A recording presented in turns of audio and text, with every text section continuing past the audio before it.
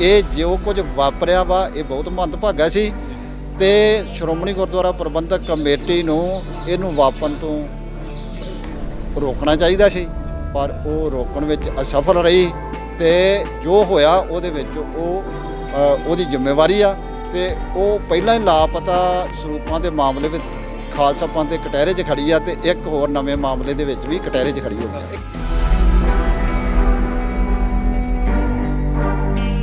ਇਹ ਤੇ ਸਰਕਾਰੀ ਤੰਤਰ ਦਾ ਪੁਲਸੀਆ ਲਹਿਜਾ ਵਾ ਕਿ ਜਿਹੜਾ ਵੀ ਸਰਕਾਰ ਦੇ ਵਿਰੁੱਧ ਆ ਉਹਨੂੰ ਕੁੱਟ ਕੇ ਡਰਾ ਕੇ ਧਮਕਾ ਕੇ ਪਿੱਛੇ ਹਟਾ ਦੇਣਾ ਵੀ ਸਰਕਾਰ ਦੇ ਵਿਰੁੱਧ ਬੋਲਣ ਦਾ ਹੀਆ ਹੀ ਨਾ ਕਰੇ। ਤੇ ਜੇ ਸਿੱਖਾਂ ਦੀ ਕੁਰਬਾਨੀਆਂ ਤੇ ਸ਼ਹੀਦੀਆਂ ਨਾਲ ਸਿਰਜੀ ਸੰਸਥਾ ਦੇ ਵਿੱਚ ਵੀ ਇਹੋ ਹੀ ਪੁਲਸੀਆ ਲਹਿਜਾ ਸਰਕਾਰੀ ਤੰਤਰ ਵਾਲਾ ਅਪਣਾਇਆ ਜਾਵੇ ਤੇ ਉਹ ਕਿਸੇ ਵੀ ਸਿੱਖ ਨੂੰ ਪ੍ਰਵਾਨ ਨਹੀਂ ਹੋ ਸਕਦਾ।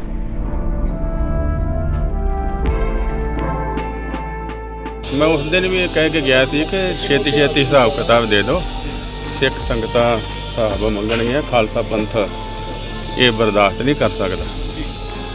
पर इन्हां दे कंन ते जू नहीं सरकी, कदी जथेदार कोल फैसला, कदी श्रोमणी कमेटी कोल फैसला, कदी तुसीं डांगां चुक लियां, कदी तुसीं गेट बंद कर ले। ये कोई तरीका ठीक नहीं गा। श्रोमणी गुरुद्वारा प्रबंधक कमेटी ईमानदारी दे नाल इस रूप एक एक का हिसाब किताब देना पैना, कित्थे गए ने, कित्थे पे ने, जां बेअदबी हुई है जां वेचे ने। ये संगत का कोई कसूर नहीं गा जिहड़ी अज आई है। असीं अज भी कहने आ कि प्यार दे नाल आओ सारे, तुसीं साडे कोल बैठे ते आके अपनी गलती मनो ते आके दसो कि साडे तो गलती हो कि पंथ सानू सज़ा लवे जां पंथ सानू माफ़ करे, फिर पंथ सोचूगा की करना। सो इस करके अज असीं आए हैं, सारियां जथेबंदियां इकट्ठियां होईयां, उधर सत्कार कमेटियां भी मोर्चा ला के बैठियां होईयां। अजीत वैब टीवी देखने वाले समूह दर्शकों का स्वागत है। दोस्तों मैं हाँ सुरिंदरपाल सिंह वरपाल। जुगो जुगो अटाल श्री गुरु ग्रंथ साहिब जी के पावन ਸਰੂਪਾਂ ਦੇ ਲਾਪਤਾ ਹੋਣ ਦੇ ਮਾਮਲੇ ਦੇ ਵਿੱਚ ਅੱਜ ਵੱਖ-ਵੱਖ ਜਥੇਬੰਦੀਆਂ ਵੱਲੋਂ ਸ਼੍ਰੀ ਅਕਾਲ ਤਖਤ ਸਾਹਿਬ ਵਿਖੇ ਇਕੱਤਰਤਾ ਕੀਤੀ ਜਾ ਰਹੀ ਹੈ, ਜਿਸ ਦੇ ਵਿੱਚ ਅਗਲੀ ਰਣਨੀਤੀ ਉਲੀਕੀ ਜਾਵੇਗੀ। ਇਸ ਦੇ ਵਿੱਚ ਸ਼ਾਮਲ ਹੋਣ ਦੇ ਲਈ ਵੱਖ-ਵੱਖ ਜਥੇਬੰਦੀਆਂ ਦੇ ਨੁਮਾਇੰਦੇ ਇੱਥੇ ਪਹੁੰਚ ਰਹੇ ਨੇ ਅਤੇ ਕਿਸ ਤਰੀਕੇ ਦੀ ਅਗਲੀ ਰੂਪਰੇਖਾ ਹੋਵੇਗੀ ਇਸ ਬਾਬਤ ਅਸੀਂ ਗੱਲਬਾਤ ਕਰਾਂਗੇ ਆਗੂ ਨਰਾਇਣ ਸਿੰਘ ਚੌੜਾ ਜੀ ਨਾਲ। ਕਿਸ ਤਰੀਕੇ ਦੀ ਰਣਨੀਤੀ ਹੋਏਗੀ ਤੇ ਕਿਹੜੀਆਂ ਜਥੇਬੰਦੀਆਂ ਸ਼ਾਮਲ ਹੋ ਰਹੀਆਂ ਜੀ? ਵੇਖੋ ਜੀ, ਪੰਥ ਨੂੰ ਸਮਰਪਿਤ ਸਾਰੀਆਂ ਹੀ ਜਥੇਬੰਦੀਆਂ, ਸੰਪਰਦਾਵਾਂ, ਸੰਸਥਾਵਾਂ, ਬੁੱਧੀਜੀਵੀ, ਕਾਨੂੰਨਦਾਨਾਂ ਨੂੰ ਖੁੱਲ੍ਹਾ ਸੱਦਾ ਦਿੱਤਾ ਗਿਆ ਵਾ ਇਹ ਮੀਟਿੰਗ ਦੇ ਵਿੱਚ ਸ਼ਾਮਲ ਹੋਣ ਲਈ।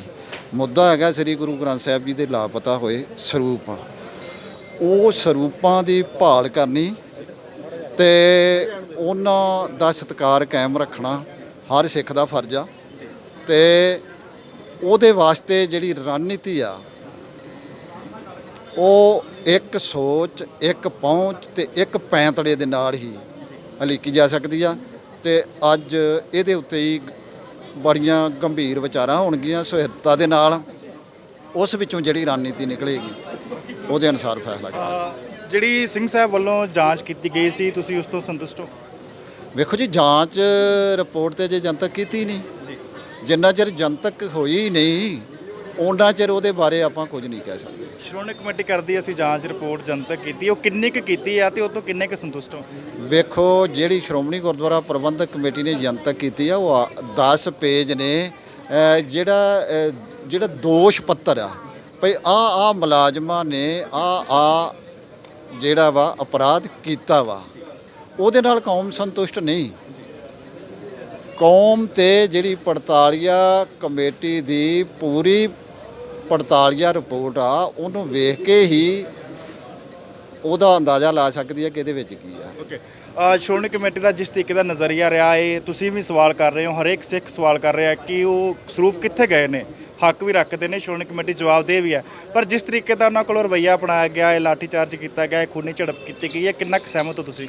ਵੇਖੋ ਜੀ, ਲਾਠੀ ਚਾਰਜ ਦੇ ਨਾਲ ਤੇ ਕੋਈ ਵੀ ਸਹਿਮਤ ਨਹੀਂ ਹੋ ਸਕਦਾ, ਕਿਉਂਕਿ ਸ੍ਰੀ ਦਰਬਾਰ ਸਾਹਿਬ ਸਮੂਹ ਖਾਲਸਾ ਪੰਥ ਦਾ ਹੀ ਨਹੀਂ, ਮਨੁੱਖਤਾ ਦਾ ਸਭ ਤੋਂ ਉੱਚਾ ਸੁੱਚਾ ਕੇਂਦਰੀ ਧਾਰਮਿਕ ਸਥਾਨ ਆ।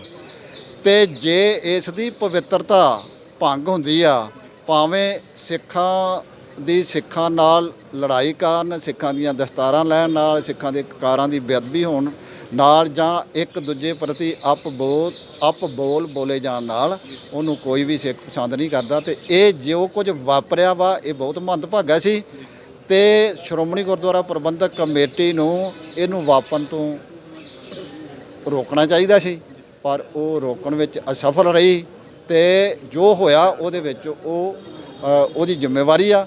ਤੇ ਉਹ ਪਹਿਲਾਂ ਹੀ ਲਾਪਤਾ ਸਰੂਪਾਂ ਦੇ ਮਾਮਲੇ ਵਿੱਚ ਖਾਲਸਾ ਪੰਥ ਦੇ ਕਟਹਿਰੇ 'ਚ ਖੜੀ ਆ ਤੇ ਇੱਕ ਹੋਰ ਨਵੇਂ ਮਾਮਲੇ ਦੇ ਵਿੱਚ ਵੀ ਕਟਹਿਰੇ 'ਚ ਖੜੀ ਹੋ ਗਈ। ਇੱਕ ਨਵੀਂ ਪਿਰਤ ਪਈ ਹੈ ਪਿਛਲੇ ਕਾਫੀ ਸਾਲਾਂ ਤੋਂ ਕਿ ਜਿਹੜੇ ਵਿਚਾਰ ਵਿਰੋਧੀ ਨੇ ਉਹਨਾਂ ਦੀ ਕੁੱਟਮਾਰ ਕਰੋ, ਉਹਨਾਂ ਨੂੰ ਭਜਾਓ ਤੇ ਆਪਣੀ ਇੱਕ ਨਵੀਂ ਅਹੁਦਾ ਜਿਹੜਾ ਉਹ ਹਾਸਲ ਕਰੋ। ਕਿੰਨਾ ਕੁ ਸਹਿਮਤ ਹੋ? ਜਿੰਦੀ ਜਾਗਦੀ ਮਿਸਾਲ ਜਿਹੜੀ ਹੈ ਉਹ ਸਾਰਿਆਂ ਦੇ ਸਾਹਮਣੇ ਆ ਰਹੀ ਹੈ।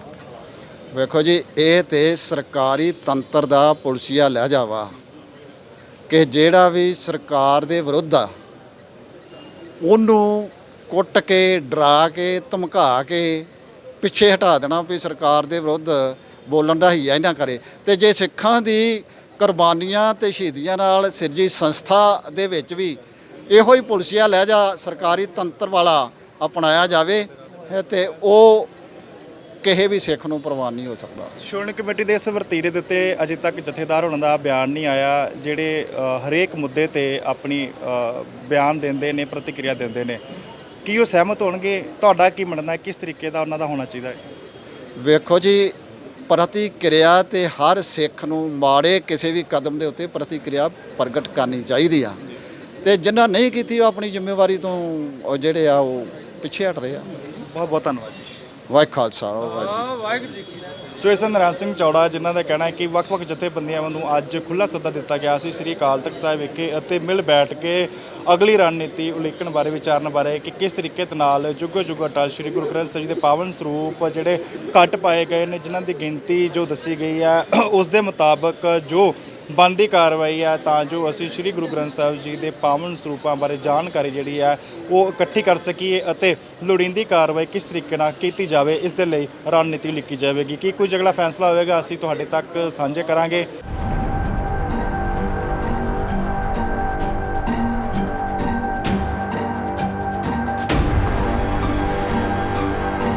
ਸ਼੍ਰੀ ਅਕਾਲ ਤਖਤ ਸਾਹਿਬ ਦੇ ਕਾਰਜਕਾਰੀ ਜਥੇਦਾਰ ਭਾਈ ਧਿਆਨ ਸਿੰਘ ਮੰਡ ਹੋਣੀ ਪਹੁੰਚੇ ਨੇ, ਅਸੀਂ ਉਹਨਾਂ ਨਾਲ ਗੱਲਬਾਤ ਕਰਦੇ। ਮੰਡ ਸਾਹਿਬ, ਜੋ ਵਰਤੀਰਾ ਅਪਣਾਇਆ ਜਾ ਰਿਹਾ ਹੈ ਗੁਰੂ ਗ੍ਰੰਥ ਸਾਹਿਬ ਦੇ ਪਾਵਨ ਸਰੂਪਾਂ ਦੇ ਮਸਲੇ ਸ਼੍ਰੋਮਣੀ ਕਮੇਟੀ ਵੱਲੋਂ, ਕੀ ਕਹਿਣਾ ਚਾਹੁੰਦੇ ਹੋ? ਦੇਖੋ, ਜਦੋਂ ਗੁਰੂ ਗ੍ਰੰਥ ਸਾਹਿਬ ਦੀ ਗੱਲ ਹੋਵੇ ਸਾਰਾ ਸਿੱਖ ਪੰਥ ਉਸ ਗੱਲ ਦੇ ਉੱਤੇ ਪਹਿਰਾ ਦਿੰਦਾ ਹੈ। ਗੁਰੂ ਗ੍ਰੰਥ ਸਾਹਿਬ ਦੀ ਬੇਅਦਬੀ ਭਾਵੇਂ ਬਰਗਾੜੀ ਹੋਵੇ ਤੇ ਭਾਵੇਂ 328 ਸਰੂਪਾਂ ਦੀ ਇੱਥੇ ਹੋਵੇ, ਬੜੀ ਸਪਸ਼ਟ ਜੀ ਗੱਲ ਆ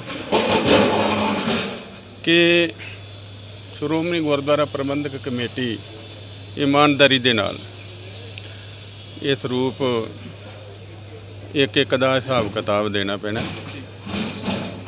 ਕਿੱਥੇ ਗਏ ਨੇ, ਕਿੱਥੇ ਪਏ ਨੇ, ਜਾਂ ਬੇਅਦਬੀ ਹੋਈ ਹੈ ਜਾਂ ਵੇਚੇ ਨੇ। ਇਹਦੇ ਵਿੱਚ ਸੰਗਤ ਦਾ ਕੋਈ ਕਸੂਰ ਨਹੀਂ ਗਾ ਜਿਹੜੀ ਅੱਜ ਆਈ ਹੈ। ਸੰਗਤ ਨੇ ਤਾਂ ਵੋਟਾਂ ਪਾ ਕੇ ਸੇਵਾ ਦਿੱਤੀ ਹੈ। ਇਹ ਸਾਂਭ ਸੰਭਾਲ ਕਰਨੀ ਸ਼੍ਰੋਮਣੀ ਗੁਰਦੁਆਰਾ ਪ੍ਰਬੰਧਕ ਕਮੇਟੀ ਦਾ ਫਰਜ਼ ਆ। ਔਰ ਜੇ ਇਹ ਗੱਲ ਉੱਠੀ ਹੈ, ਸ਼੍ਰੋਮਣੀ ਗੁਰਦੁਆਰਾ ਪ੍ਰਬੰਧਕ ਕਮੇਟੀ ਹੀ ਕਹਿ ਰਹੀ ਹੈ ਕਿ 328 ਸਰੂਪ ਗਾਂ ਪਛਾਣੇ, ਤੇ ਫਿਰ ਅਸੀਂ ਅੱਜ ਪੁੱਛਦੇ ਹਾਂ।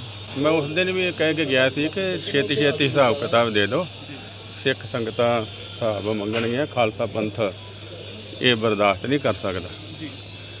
ਪਰ ਇਹਨਾਂ ਦੇ ਕੰਨ ਤੇ ਜੂੰ ਨਹੀਂ ਸਰਕੀ। ਕਦੀ ਜਥੇਦਾਰ ਕੋਲ ਫੈਸਲਾ, ਕਦੀ ਸ਼੍ਰੋਮਣੀ ਕਮੇਟੀ ਕੋਲ ਫੈਸਲਾ, ਕਦੀ ਤੁਸੀਂ ਡਾਂਗਾਂ ਚੁੱਕ ਲਈਆਂ, ਕਦੀ ਤੁਸੀਂ ਗੇਟ ਬੰਦ ਕਰ ਲਏ। ਇਹ ਕੋਈ ਤਰੀਕਾ ਠੀਕ ਨਹੀਂ ਗਾ। ਜਿਹੜਾ ਲੋਕਤੰਤਰ ਦਾ ਤੀਜਾ ਥੰਮ ਹੁੰਦੀ ਹੈ ਪ੍ਰੈਸ, ਉਹਨੂੰ ਵੀ ਤੁਸੀਂ ਨਹੀਂ ਬਖਸ਼ਦੇ।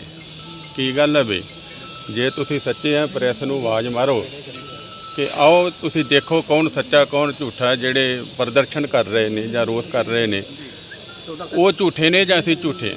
ਇਹ ਫੈਸਲਾ ਤਾਂ ਪ੍ਰੈਸ ਨੇ ਕਰਨਾ ਹੁੰਦਾ। ਪ੍ਰੈਸ ਦੀ ਗੱਲ ਪੂਰੀ ਦੁਨੀਆ ਕੋਲ ਜਾਂਦੀ ਹੈ। ਜਿਹੜੇ ਅੱਜ ਇੱਥੇ ਨਹੀਂ ਆ ਰਹੇ, ਜਿਹੜੇ ਅੱਜ ਇੱਥੇ ਹਾਜ਼ਰ ਨਹੀਂ ਦੇਸ਼ ਵਿਦੇਸ਼ ਵਿੱਚ ਬੈਠੀਆਂ ਸਿੱਖ ਸੰਗਤਾਂ, ਉਹਨਾਂ ਨੂੰ ਤੇ ਪ੍ਰੈਸ ਦੇ ਜ਼ਰੀਏ, ਮੀਡੀਆ ਦੇ ਜ਼ਰੀਏ ਪਤਾ ਲੱਗਣਾ। ਪਰ ਇਹ ਕੀ ਤਰੀਕਾ ਹੈ?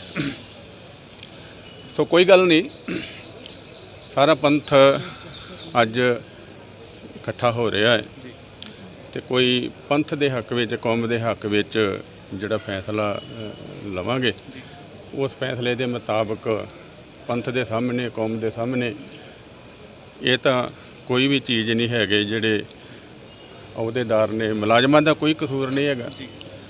ਜੇ ਸ਼੍ਰੋਮਣੀ ਕਮੇਟੀ ਨੇ ਸਜ਼ਾ ਦੇਣ ਦੀ ਵੀ ਗੱਲ ਕੀਤੀ ਤੇ ਛੋਟੇ ਮੁਲਾਜ਼ਮਾਂ ਨੂੰ ਰਗੜਿਆ।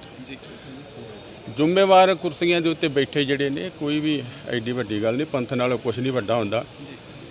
ਅਸੀਂ ਅੱਜ ਵੀ ਕਹਿੰਦੇ ਆ ਕਿ ਪਿਆਰ ਦੇ ਨਾਲ ਆਓ ਸਾਰੇ, ਤੁਸੀਂ ਸਾਡੇ ਕੋਲ ਬੈਠੇ ਤੇ ਆ ਕੇ ਆਪਣੀ ਗਲਤੀ ਮੰਨੋ ਤੇ ਆ ਕੇ ਦੱਸੋ ਕਿ ਸਾਡੇ ਤੋਂ ਗਲਤੀ ਹੋ ਕੇ ਪੰਥ ਸਾਨੂੰ ਸਜ਼ਾ ਲਵੇ ਜਾਂ ਪੰਥ ਸਾਨੂੰ ਮਾਫ ਕਰੇ, ਫਿਰ ਪੰਥ ਸੋਚੂਗਾ ਕੀ ਕਰਨਾ। ਸੋ ਇਸ ਕਰਕੇ ਅੱਜ ਅਸੀਂ ਆਏ ਹਾਂ, ਸਾਰੀਆਂ ਜਥੇਬੰਦੀਆਂ ਇਕੱਠੀਆਂ ਹੋਈਆਂ, ਉੱਧਰ ਸਤਿਕਾਰ ਕਮੇਟੀਆਂ ਵੀ ਮੋਰਚਾ ਲਾ ਕੇ ਬੈਠੀਆਂ ਹੋਈਆਂ। ਸੋ ਦੇਖਦੇ ਆ ਕੀ ਫੈਸਲਾ ਹੁੰਦਾ। ਤੁਸੀਂ ਮੰਨਦੇ ਸ਼੍ਰੋਮਣੀ ਕਮੇਟੀ ਕੋਲ ਸਿਆਣੇ ਸੁਘੜ ਬੰਦਿਆਂ ਦੀ ਘਾਟ ਹੈ, ਜਿਹਦੇ ਕਰਕੇ ਮਸਲੇ ਉਲਝਦੇ ਜਾ ਰਹੇ ਨੇ? ਨਹੀਂ, ਸ਼੍ਰੋਮਣੀ ਕਮੇਟੀ ਵਿੱਚ ਸਿਆਣੇ ਵੀ ਬੰਦੇ ਬਹੁਤ ਨੇ, ਐ ਨਹੀਂ ਕਿਹਾ ਜਾ ਸਕਦਾ। ਗੁਰੂ ਨੂੰ ਮੰਨਣ ਵਾਲੇ ਵੀ ਬਹੁਤ ਨੇ, ਗੁਰੂ ਦੇ ਡਰ ਭੈਰ ਵਾਲੇ ਵੀ ਬਹੁਤ ਨੇ, ਪਰ ਮੈਨੂੰ ਲੱਗਦਾ ਉਹਨਾਂ ਦੀ ਪੇਸ਼ ਨਹੀਂ ਜਾਂਦੀ। ਅੱਜ ਕੀ ਪ੍ਰੋਗਰਾਮ ਲਿਖਿਆ ਗਿਆ ਜੀ? ਹਾਂ ਦੇਖੋ,